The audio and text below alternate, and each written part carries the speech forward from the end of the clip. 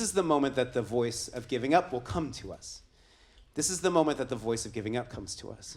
Now, before we get to the voice of giving up, it's really helped me in my life to do this exercise where I personify my fears. Because when we talk about fears or voices and stuff, they can remain vague or ethereal, right? But when you put a name to it, put some skin on it, you can kind of deal with it and talk to it.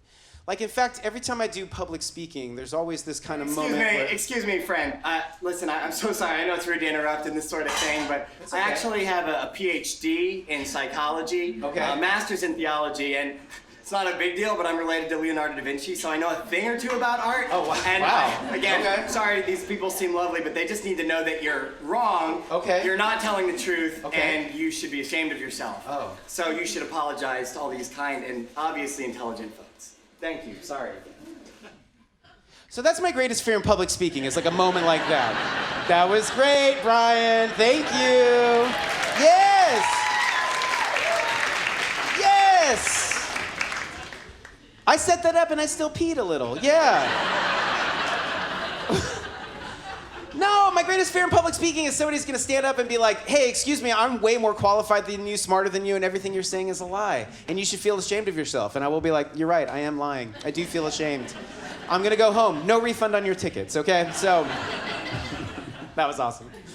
Sometimes I have to tell people that that was a plant. I've had people email me like, did you ever talk to that guy? So, thought it was pretty obvious.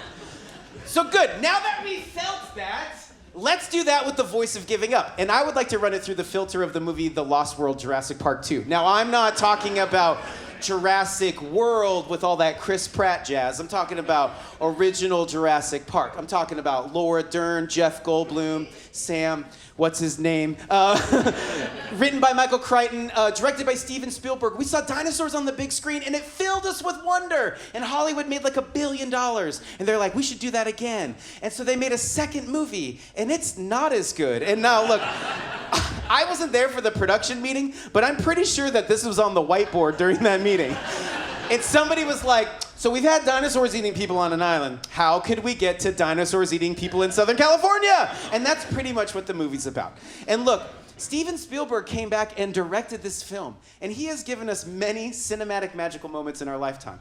But how he solves this problem right here is complete garbage. And we should not let him get away with it, all right? I could keep going, but let's move on. So, there's a Tyrannosaurus Rex walking around San Diego. It's thirsty, there's swimming pools, you get it. Okay, here's what the voice of giving up is like.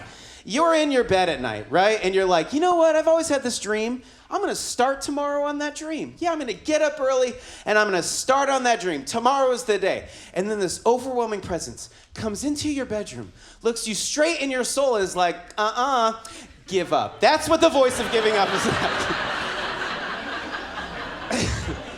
So for the rest of tonight, we're going to refer to the voice of giving up as the Tyrannosaurus Rex of giving up.